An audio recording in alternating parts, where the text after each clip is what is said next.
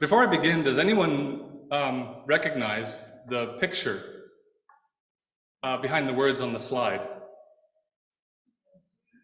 It's Greek, yeah.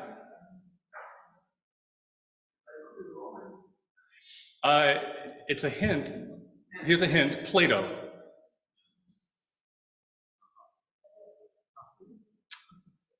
This is the allegory of the cave. This is the one where Plato tells a story about men and women who are chained to the wall of a cage, stare to look at another wall that only shows shadows. And one person, we'll call him Socrates, decides that he doesn't want these chains anymore and walks out to see the real world. He comes back and wants to tell everyone about it. And they don't like it too much. And so they kill him. This is what it means to stand up for the truth. And that's what we try to do in our lives.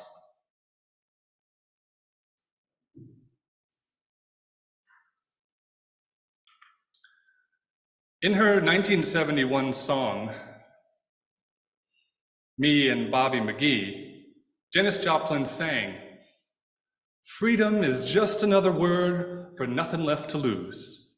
Nothing, don't mean nothing, hun, if it ain't free, no, no. And feeling good was easy, Lord, when he sang the blues. You know, feeling good was good enough for me. Good enough for me and my Bobby McGee."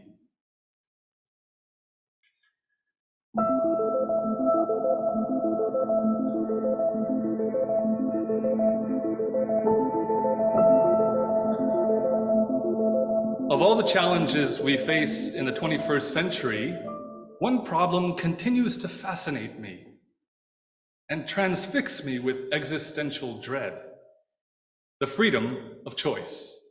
In particular, the effort required to make good choices based on available information. And there are a lot of factors these days impinging on the availability of information, aren't there?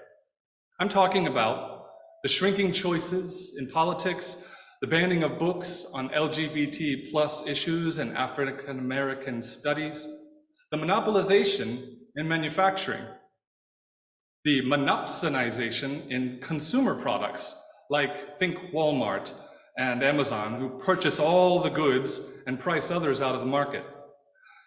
Then there's the coming wave of climate change events and the rise of smart devices and AI-enabled technology. Their collective impact is so profound that it threatens the efficacy of free will itself and the happiness and spiritual well-being of all. My anxiety is distilled down to the following aching questions. Is our desire to be free more real than our ability to make free choices? Let's go deeper. Can we make good choices with the intentions we profess to have and live out our principles in good faith? Or is everything we do attributable to genetics and physical processes set in motion billions of years ago? Let's get real. Will we allow our continued bad decisions to draw us further into the political, ethical, moral, and technological morass that stagnates progress on the issues affecting our daily lives and those we love? The loss of free will, or lack of belief in free will, denies us a spiritual path that can spark new inquiry into the human condition and lead us to our destiny in the universe.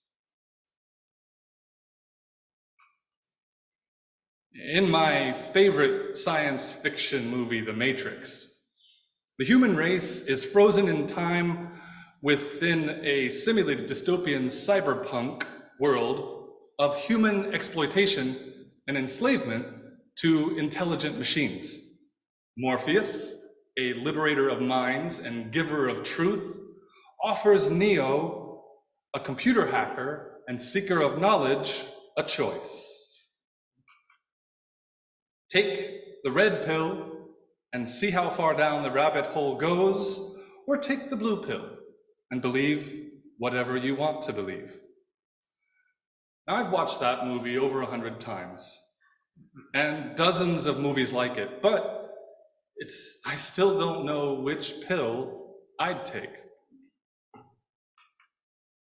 In the sequel, The Matrix Reloaded, the architect of the Matrix offers Neo another choice: save the girl or save the world. These days, I feel I'd be unable to make that choice either, but I think my wife would prefer one over the other. But the architect says something very interesting.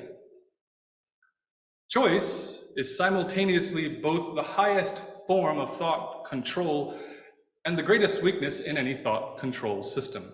He explains how 99% of people give up control so long as they are given a choice. Is choice a two-edged sword? Those who hold power fear the 0.1% who refuse to accept the program, but they also recognize the need for what societal engineering calls controlled opposition. As that 0.1% represents an escalating probability of disaster, the goal is to groom the opposition as an undesirable fringe and frame the choice as a zero-sum game of us versus them in a never-ending culture war. The allegory of the Matrix is the cyclic reframing of choices whereby the opposition is recycled again and again to maintain the status quo. Who is the boogeyman now? Communists, terrorists, socialists, Black Lives Matter, white supremacists? What about the Russians? North Koreans? A mysterious virus? UFOs? Maybe it's the Chinese. Conspiracy theories abound to wash the mind clean of relevant information to monopolize the problem of choice. Encyclopedia Britannica, yes, it's still there and online, defines free will as the availability of choice within human decisions and actions independently of any prior event or state of the universe. The traditional arguments for free will have been based on the subjective experience of freedom, on sentiments of guilt, on revealed religion, and on the common assumption of individual moral responsibility that underlies the concepts of law, reward, punishment, and incentive.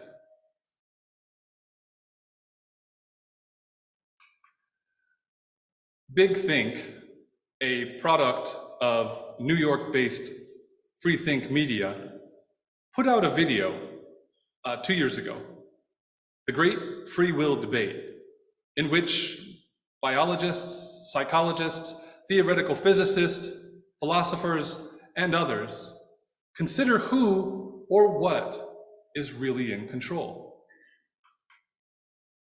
Psychologist Steven Pinker describes free will as behavior that engages vast amounts of the brain, incorporates information in the causation of behavior, employs a mental model of the world that can predict the consequences of possible behaviors, and then can select them based on these consequences. Daniel Dennett, philosopher and noted atheist, contends that with free will, we consciously represent to ourselves the reasons for our actions, meaning that we do something and then explain it to ourselves later. Robert Sapolsky, neuroendocrinologist, who's spent every summer of the last 25 years studying a group of wild baboons in Kenya, argues that we are biological organisms, and all behaviors are attributable to biological processes. He says, free will is a myth. Now, Bill Nye, our favorite science guy, concedes our ability to choose is often affected by the environment, by our experiences, and biochemistry, the shape of our brain. Michio Kaku, theoretical physicist and interminable optimist, reminds us that while Newtonian determinism says that what we're going to do is already known, Heisenberg found that we have uncertainty about where an electron will be. No one can determine your future events based on your past history. Not so fast. Times change, and so does the technology that runs our lives. I recently reviewed Jacob Ward's book, The Loop, in which he describes the feedback loops that shape the availability of our choices. He contends that greedy capitalists, enabled by AI-powered pattern recognition and decision guidance systems, capture behavioral data and exploit our unconscious tendencies and involuntary decision-making processes by offering new choices based on our past decisions. Through predictive and generative AI systems like ChatGPT, our new decisions are then fed back into the system to reinforce those predictions and then limit our new decisions. This loop leaves us no longer willing or able to make our own decisions. It can. So our past becomes our future. Take this excerpt from the New York Times article, Who's Afraid of Black History, from Henry Louis Gates, Jr. Dr. Gates is the director of the Hutchins Center for African and African American Research at Harvard. He's also the host of PBS television series Finding Your Roots. He writes, the Harvard-trained historian Carter G. Woodson, who in 1927 invented what has become Black History Month, was keenly aware of the role of politics in the classroom, especially lost cause interventions. Starting after the Civil War, he wrote, the opponents of freedom and social justice decided to work out a program which would enslave the Negro's mind in as much as the freedom of the body had to be conceded. It was well understood, Woodson continued, that if by the teaching of history, the white man could be further assured of his superiority, and the Negro could be made to feel that he had always been a failure, and that the subjection of his will to some other race is necessary, the freed man would still be a slave. If you can control a man's thinking, Woodson continued, you do not have to worry about his action. Knowledge isn't power. Power is power. And those who hold the power use the knowledge they hoard to frame the problem. You can't frame the problem with both limited power and limited knowledge.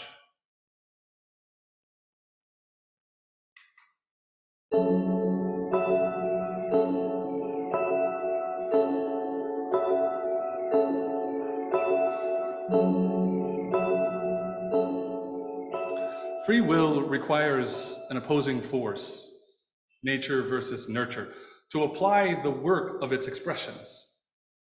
The energy, that is willpower, a mindset, which is values, beliefs, and attitudes, an intention, clear motivations and goals, and the choice itself. Over the years, I've come to trust human nature to make the easy choice. Israeli-American and Nobel laureate Daniel Kahneman authored the 2011 bestseller, Thinking Fast and Thinking Slow, in which he established through decades of research, along with Amos Tversky and others, a cognitive basis for human errors that arise from our reliance on heuristics and biases. The path of least resistance, AK, efficiency fuels this. And the path of least resistance is laziness, the default mode of our existence. We can't deliberate every decision, so we rely on biases and heuristics to decide for us. Studies on free will reveal why it matters, as evidenced by experiments in 2002 by Kathleen Vohs and Jonathan Schuller. A lack of belief in free will accompanies immoral behaviors, such as lying, cheating, and stealing. While those who believe in free will show up on time, increase job performance, and receive a higher rating from supervisors. In a Florida State University study, social psychologist Roy Bauermeister discovered that a weaker acceptance of free will makes one less likely to volunteer, give money to a homeless person, or lend a cell phone to someone in need. American psychologist Barry Schwartz explains in his book, The Paradox of Choice, Why More is Less, how an abundance of consumer choices contributes to stress, anxiety, and remorse. As most decisions go, our will doesn't want to be that free. It wants to be bent. Why? The constant burden of choice is too mentally taxing. Our limited resource, which Bauermeister calls willpower, wants fewer and simpler choices. As my sister, who's a principal in teaching in California, she says her teachers that she speaks to every day just say, just tell me what to do, I don't want to have to decide. Further studies by Bauermeister linked diminished belief in free will to stress, unhappiness, and lesser commitment to relationships. These studies suggest that free will requires work to maintain. The benefits are enormous, and the stakes are incredibly high. Belief in free will matters. By the way, no one was harmed in the taking of that picture. That's actually generated by AI. Let's consider the role of habit and choice in nature. Rupert Sheldrake is a biologist and research scientist known for his very controversial theory of formative causation. In it, he describes morphic energy fields, think quantum fields of probability, that act as a collective memory from which biological systems inherit their form and derive their habits. Hindus would call it the Akashic records. He says morphic fields include morphogenetic behavior, social, cultural, and mental fields. The force that these morphic fields exert, states Sheldrake, is the force of habit. And habit, as we all know, can be shaped by the limited resource of willpower. Sheldrake also gives lectures on science delusion, which is the assumption that science has already solved all the big questions, just leaving us the details to work out. But as UUs know, dogmatic assumptions inhibit further inquiry. One of the dogmatic assumptions Sheldrake opposes is materialism. Instead, he asserts that the human mind and will are not merely physical processes. Why tap into the wisdom of Rupert Sheldrake? Because he reminds us that the constants of the universe, for example, the speed of light, gravity, the charge of the electron, which, by the way, measurements always show them a little different. What we count those as constants are actually averages that are recorded over the years. They cannot be called constants in an ever-expanding, relativistic, and evolving universe. Nothing is preordained, written in the stars, fully described in your DNA, or fully governed and recorded in the electrochemical connections between neurons. Habit, he says, is the driving force in the universe, not laws. And habits evolve. Just ask this guy. You're not sure who it is, it's Darwin. Evolutionary biology supplies the means of survival to reproduce species, select traits, reduce errors, avoid risk, survive trauma, and maximize opportunity. It provides basic drives and genetic predispositions that override choice with instinct and habit, and all but forces our hands in most of our critical life choices. But it also evolves and changes with surprising variation. Cognitive biases and heuristics provide shortcuts that reduce our choices and automate choices based on these patterns of memory and brain function. But also there's enculturation and learned helplessness. Enculturation is the processes beginning in early childhood where particular cultural values and ideas and beliefs and behavioral patterns are instilled in us as members of a society. Learned helplessness is a state that occurs after a person has experienced a stressful situation repeatedly. They come to believe that they are unable to control or change the situation, so they do not try, even when opportunities for change become available. Sound familiar? How in control do you feel? Learned helplessness theory is the view that clinical depression and related mental illnesses may result from a real or perceived absence of control over the outcome of a situation. All these natural processes have considerable influence over the availability of free choices in our lives. And the consequence is that we can literally lose control of our minds. I have to consider that a lack of belief in free will is a contributing factor in our national mental health crisis. I propose that free will is a sandwich. No, it's actually an emergent cultural meme, arising from what Roy Baumeister calls self-organization, which an individual expresses and society promotes in cooperation or opposition to those purely physical processes we talked about. Sociologically speaking, free will doesn't have to exist within individual experience alone to be useful. Instead, Baumeister views it as an advanced form of social action control that encompasses self-regulation, rational choices, intuition, and creativity. Our physical, technological environment, with its daily communal, social, political, and moral pressures, comprises the framing of our choices.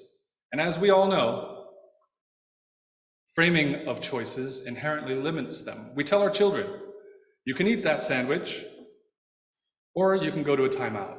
Those are your choices.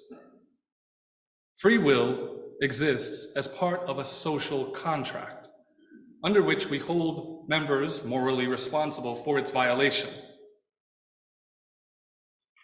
AI researcher and cognitive scientist Joshua Bach, yes, that Bach family, adds, you are responsible for your actions, a social interface, a discourse of decision-making that is called a free will decision.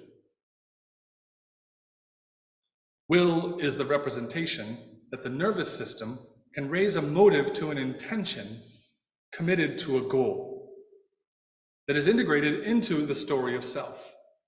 It is free in as much as we can be influenced by this discourse. Michael Gazzaniga is a psychologist who made his mark studying the behaviors of patients whose left and right halves of the brain were separated by some accident. He concludes, free will makes you responsible for your actions at the social level. The deal we make for living together. Perhaps people join a social group, and in that group are laws to live by. Accountability is essential, or the whole thing falls apart. Therefore, While free will is probably a myth, we made it up. It can also be a universally beneficial cultural meme that bolsters our ability to adhere to contractual obligations and covenantal commitments, and frankly, become better people within a society. But, and here's the kicker, it only does so if you believe in it, defend it from excessive political, commercial, and technical influence in our daily lives, and continue to uphold it as a part of the social contract. We should plan as if it already happened and we succeeded or failed, but act in good faith that our choices are free will decisions.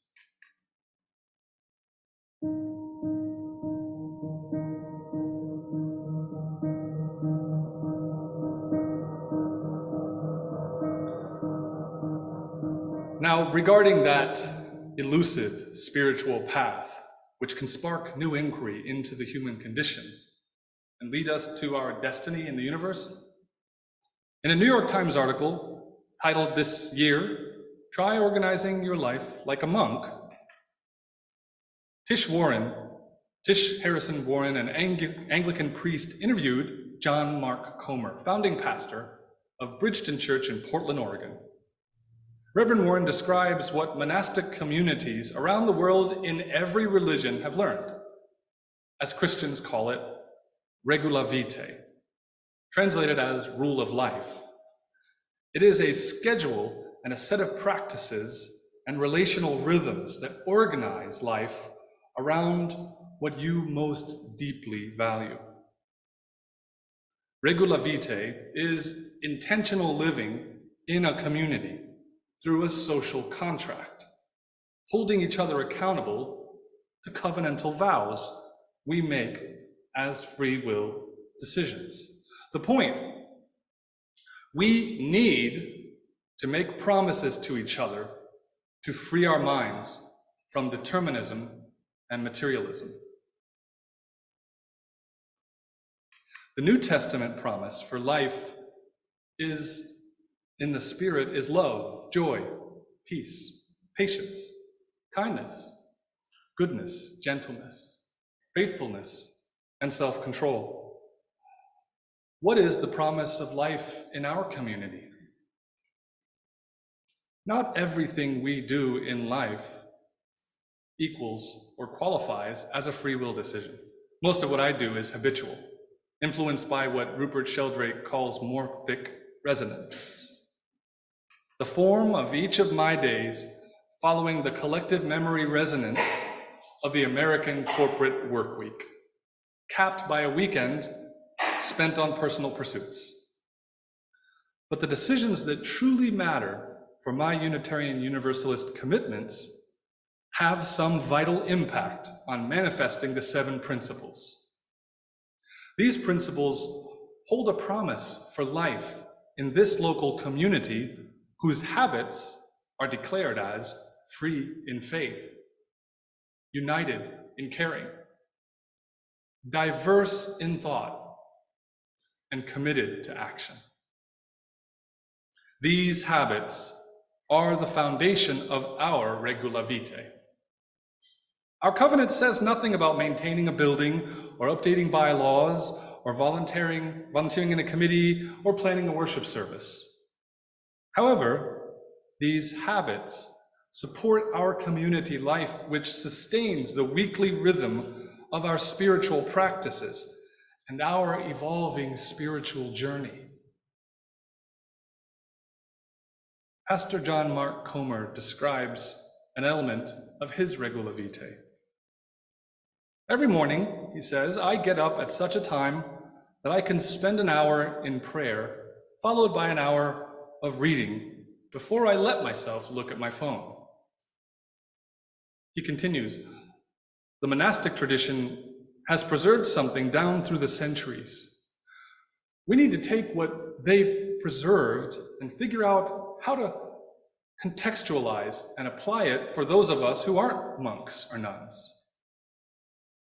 They lived in community, Instead of a community based on preferences or pleasure, Christian communities formed in order to forge an individual into a person of love. That formation, he says, tends to happen in interpersonal relationships over a long period of time. He says you have to stay in difficult relationships to actually be forged into that kind of person. The free will decision to form this kind of community and maintain it with our time and our talent and our treasure is a continuing affirmation of our belief in free will. Thus, we reap the benefits. Reverend Warren asks this question: are our daily habits in reading, watching, sleeping, technology, etc., leading us to outcomes we desire, forming us into the kind of person we want to be? What is your vision? What are your habits? And what kind of person are they forging? She suggests that you start small. Do things that you love, which bring joy, and do it with other people. Reverend Warren says you can personalize or a rule, but the rule of life is an attempt to live with other people in a shared vision of human flourishing. She continues, the great challenge of a rule of life is also the great joy. The challenge is you can live by a rule of life at a hurried pace of a modern American person, but most of whom are radically overbusy, distracted, overcommitted, underslept, and exhausted all the time.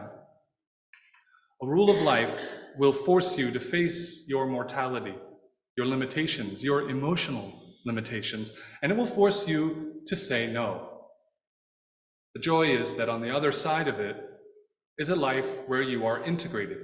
You're living at a pace that you can walk the rest of your life until you die and still be deeply joyful, and year over year become more loving and kind and peaceful.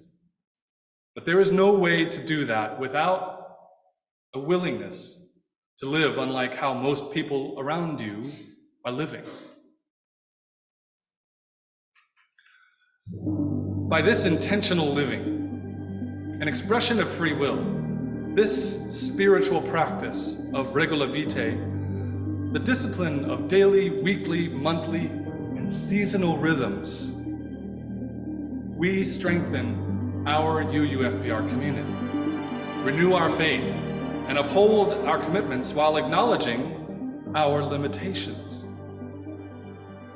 I'll end this reflection on the habits of free will with the final words from a poem I wrote in seminary about living in community while I was living in community.